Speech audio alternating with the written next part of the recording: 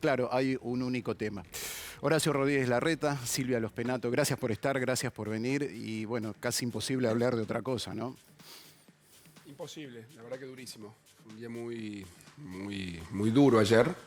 Primero le mandamos un cariño, un abrazo enorme a la familia de Morena, a los chiquitos, los compañeros, los amigos, y esperar que caiga todo el peso de la ley sobre estos asesinos, que caiga la ley a fondo. Eso es lo que esperamos, que sea rápido además.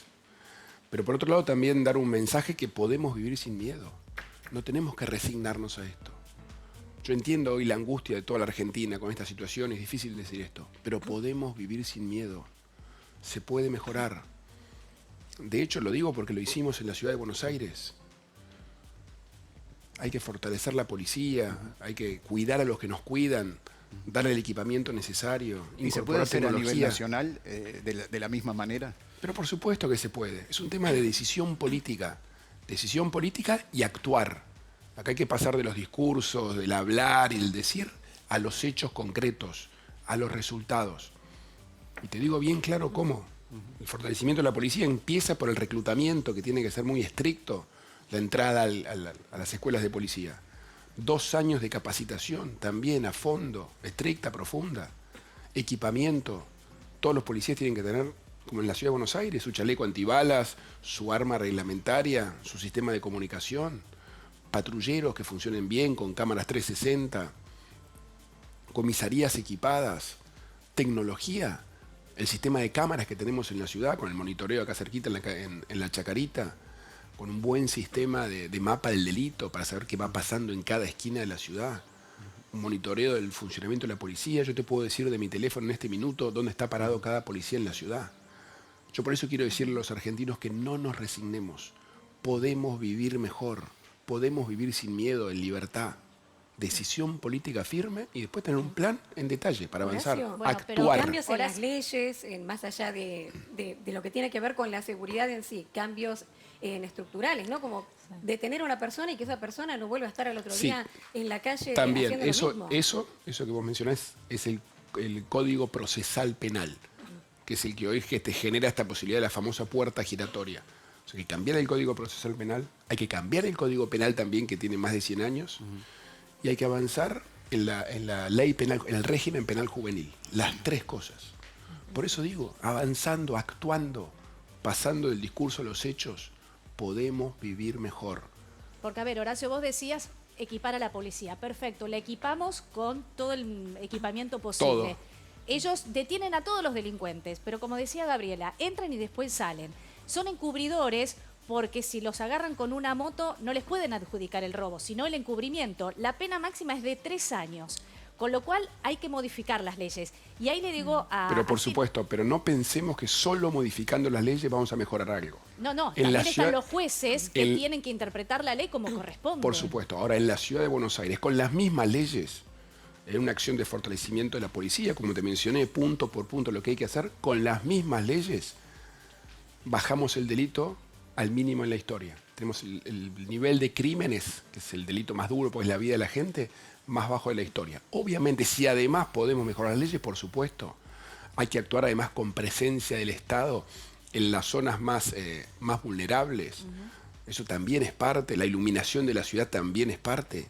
Es un sistema integral, pero hay que actuar, hay que pasar del hablar al actuar. Las leyes también son importantes.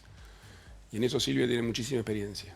Sí, lo primero que hay que decir, obviamente que acá hay responsabilidades cruzadas de todas las jurisdicciones, de todos los poderes del Estado, ¿no? Porque fallaron muchas cosas. Si uno pudiera empezar a revisar para atrás, ¿no? Desde el momento en que Morena es atacada, cuántas cosas fallaron, ¿no? Desde la ambulancia que llegó tarde, el patrullero que no estaba haciendo el recorrido que tenía que hacer para tener un sendero seguro para el ingreso a las escuelas, digamos, como se diseñaron, por ejemplo, acá en la ciudad y en muchos lugares, un sendero seguro para llegar a la escuela. Esos delincuentes que estaban en la calle, todo el barrio los conocía, la policía no los había ido a buscar. Había una orden de captura de uno de los dos y nadie había ido a buscar a esa persona. Después, la justicia tenía 7 domicilios declarados. Nunca los habían ido a verificar, evidentemente, ¿no? Claro. De esos 7 domicilios del mismo delincuente. Ese delincuente había estado preso hacía muy poco tiempo. ¿Qué pasó mientras estuvo preso? Hizo un tratamiento por su adicción a las drogas. Cuando lo liberaron, el patronato de liberados le hizo un seguimiento. Hubo un informe a ese juez si esa persona podía volver porque estaba resocializado. Y antes de eso, estas personas, antes de estos delitos, cometieron otra cantidad de delitos. Seguramente muchos de esos delitos siendo menores. No solamente no hay régimen penal juvenil, no hay ley, digamos, hoy esto es una deuda de muchísimos años de la Argentina, sino que además hay un sistema de protección de menores que tampoco funciona. Porque todos esos chicos en algún momento dejaron de ir a la escuela, por ejemplo. ¿Quién los fue a buscar? Sabemos que después de la última pandemia, por ejemplo, 280.000 estudiantes de la provincia de Buenos Aires no volvieron a la escuela. ¿Quién los fue a buscar? Seguramente no todos, seguramente una minoría termina por este camino. Pero ¿quién los fue a buscar? ¿A quién le preocupó eso? Claro. Todos estos chicos sufren, estos chicos, estos adultos y estos asesinos, sufren adicciones.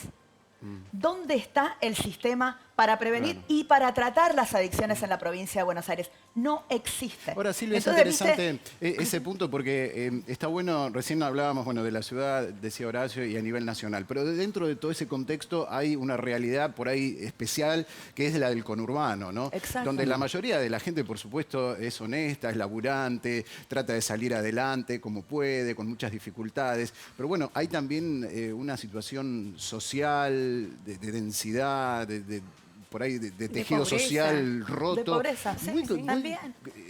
Pero dentro de la pobreza como una descomposición social, ¿no? Ahí como que es difícil seguir el armado de la familia. O sea, hay una situación social compleja, que por supuesto no justifica ningún delito. No. Pero cómo tratar ese conglomerado tan Mirá, cerquita de la ciudad de Buenos Aires tan difícil de entrarle, ¿no? Para darle tranquilidad también a la gente honesta que está allí. Mira, hay muchas cosas, porque como te decía, si uno va repasando para atrás, falló el Estado en todos sus niveles, y hay que decir que, digamos, las responsabilidades primarias en todo esto, que es de la seguridad, de la educación, de la salud mental, la salud de las adicciones, todos estos son cuestiones provinciales, digamos, y la provincia de Buenos Aires tiene que desandar en esto años y años y años de abandono, digamos, no es algo que se pueda resolver de un día para el otro. Pero sin duda que a esto lo agrava un factor central que es el narcotráfico, que son las drogas. Cuando uno recorre todos estos barrios de la provincia de Buenos Aires, todos los vecinos te dicen que saben dónde se venden drogas, quién vende drogas. Muchos dicen que durante las tardes o las noches escuchan las balaceras, que tienen que salir, alejarse de las ventanas, que tienen miedo. Así están viviendo los bonaerenses. Hay un desentendimiento absoluto y también, en muchos casos, mucha resignación de que es la única forma, digamos, que hay que tener suerte, hay que armar todos estos sistemas para ir a tomarse el colectivo. Ni hablar que además falta asfalto en muchos barrios y los colectivos no entran, entonces para tomarse un colectivo son 7 u 8 cuadras de peligro para la mamá que va a llevar a los chicos a la escuela, claro, para tomarse un colectivo hasta una avenida, que en muchos de estos barrios no hay luz tampoco. Entonces, desarmar todo eso es un montón de trabajo. Lo que sí quiero dejar como mensaje es, lo primero, es que seguro no se resuelve con un eslogan, con una frase, con nada de eso. Se resuelve con mucho trabajo, se resuelve con trabajo serio, se resuelve atacando integralmente el problema y en simultáneo. En simultáneo hay que dar la lucha contra el narcotráfico, en simultáneo hay que dar la lucha contra el narcomenudeo, que es otra cosa, ¿no? Y hay que trabajar mucho en la protección social de la niñez en la provincia de Buenos Aires. No podemos abandonar a los niños de la provincia de Buenos Aires, y obviamente en el sistema de prevención y control del delito y en la justicia, que siempre, digamos, nos acordamos de la justicia en estos hechos y después la justicia parece que no se acuerda de los ciudadanos nunca. Bueno, fíjate los antecedentes que tienen los detenidos y lo vemos también en muchos otros casos. Ahora, hay una realidad que es cierta, ¿no? Por ahí el laburante, el vecino que la rema todos los días es el que más padece la inseguridad. Horacio, vos que estás recorriendo el país desde hace ya bastante, ¿cuáles son los principales reclamos? Me imagino la inseguridad y cuáles más. La inseguridad, sin duda, depende la zona también del país, ¿no? En el conurbano bonaerense es terrible. Esto que decía Silvia, gente que cambia las costumbres de su vida. Me decía el otro día una señora que se daba el gusto siempre de pedir una pizza con sus hijos para ver una película un sábado a la noche y ya no se anima a pedir el delivery, porque tiene miedo que atrás del delivery le hagan una entradera a la casa. Imagínate la locura en la que estamos. El conurbano, sin duda, la zona de Rosario y Gran Rosario, que está azotada por la droga y el narco. El sur de Santa Fe también está entrando. Y en general, digamos, al resto del país también hay miedo, pero estas zonas son las hoy más calientes. Y después está el tema de que a nadie le alcanza para vivir. La inflación. A los jubilados que nos están mirando, que son muchos. Imagínate hoy con una jubilación mínima. ¿Qué día es hoy? 10 de cada mes ya se empezó a acabar la jubilación. Ni hablar si tienen que pagar un alquiler a fin de mes. Eso es algo recurrente en toda la Argentina. Gente que tiene trabajo, que nos están mirando y que con el trabajo no pueden salir de la pobreza. Claro. Que es lo que está también, pasando. Hay mucha pero por gente que tiene supuesto, un trabajo estable, que tiene un salario y que aún así no le alcanza. Y son aún pobres, pues así- están debajo de la línea de pobreza. Aún así, están debajo de la línea de pobreza. Van al supermercado el fin de semana y cada fin de semana el changuito es más chiquito. Tienen que cambiar la calidad de los alimentos de sus hijos. No le pueden dar un gusto de comprar un helado Sí. Claro. al hijo. Y que- Imagínate ni que algo no tan pueden alquilar elemental. y que muchos tampoco Olvídate, ni tienen siquiera sueñan alquiler. con poder comprar una casa. Pero eso, olvídate, así como está la cosa con estos niveles de inflación, con tasa de interés de los créditos astronómicas, el sueño de la casa propia te ha evaporado. Pero en cada una de estas ¿Pero pueden cosas, volver los créditos? en cada una de estas cosas, incluyendo el sueño de la casa propia, a lo largo de la campaña hicimos propuestas muy concretas, explicando en detalle el cómo volver al sueño de la casa propia. Claro, eso es interesante porque se habla mucho del día después, ¿no? Y pareciera que todo, con mucha frase hecha también, mucho se soluciona mágicamente No existen en las un soluciones día. mágicas. Déjame avanzar en este tema que me preguntó ella, que le preocupa a mucha gente. El sueño de la casa propia. Lo primero, lo que nosotros proponemos primero es crear un fondo de compensación para que la cuota vaya acompañando la evolución de tu salario, ¿no? Vos sabés que la cuota va, digamos, crece en Sí. base a la misma tasa que crece tu salario. Y si crece por debajo tu salario, tenemos un fondo de compensación que te lo equipara, primero. Segundo, también un subsidio para aquellos que aún con el aumento similar no les alcanza el salario para pagar la cuota. Tercero, hay que abaratar una cantidad de trámites para comprar escribanos, que la inmobiliaria, todo, que te hacen muy difícil, te encarecen mucho la entrada, pues son trámites, burocracia, reclamos del Estado que te piden. Sí, cumplir con los requisitos. Después, por supuesto, hay que promover la construcción, facilitar la construcción, que haya más oferta de inmuebles, que haya más oferta de departamentos, de viviendas, ¿no es cierto? También en eso podemos abaratar los costos de la construcción. Podés hacer una hipoteca desde el pozo, que siempre es más barato. Vos una hipoteca recién la podés pedir cuando está el departamento terminado hoy, pero podrías adelantar esa plata, que es una hipoteca desde el pozo, para que puedas empezar a pagar las cuotas desde el pozo, que es más barato. Con todas estas ideas es que vamos a impulsar que la gente, digo los jóvenes, pero en realidad es para todos, es volver a tener el sueño de la casa propia. Lo vamos a hacer, y como te digo, con propuestas bien concretas. ¿Y Claro. cómo se baja la inflación, Horacio? ¿Cómo? No, pero esa es la pregunta. No, Por supuesto, porque... como 7 es- va a ser 7 y pico, va a ser en como julio, 8 va a como ser en decía agosto. Silvia, esto no se soluciona con eslogans. O sea, venir acá a decirles, voy a bajar la inflación, lo van a decir todos los candidatos, obvio. Ahora, ¿cómo? Primero, dejar de gastar de más. Basta de déficit fiscal crónico como tenemos en la Argentina hace 70 años. 2, dejar de emitir. La emisión, la maquinita de emitir genera inflación siempre, más tarde, más temprano, siempre. Tercero, para garantizar eso, una ley que asegure la independencia del Banco Central. ¿Qué significa esto? Que el gobierno no va a poder ir a tocarle la puerta más al Banco Central cuando quiera gastar de más. Cuarto, para estabilizar el tipo de cambio, la única manera genuina es un shock de exportaciones, que hoy tenemos una enorme oportunidad para eso. El mundo necesita nuestros productos. El mundo está reconvirtiendo los vehículos eléctricos. ¿Qué se necesita para eso? Litio y cobre, que tenemos nosotros en el norte. El gas y petróleo de vaca muerta para proveer a Europa, sobre todo, que Rusia, que era el gran proveedor por la guerra, está fuera de la cancha. Tercero, los alimentos. El mundo necesita alimentos, todos los productos agropecuarios y alimenticios. Así vamos a aumentar las exportaciones desde el año que viene y estabilizar el tipo de cambio.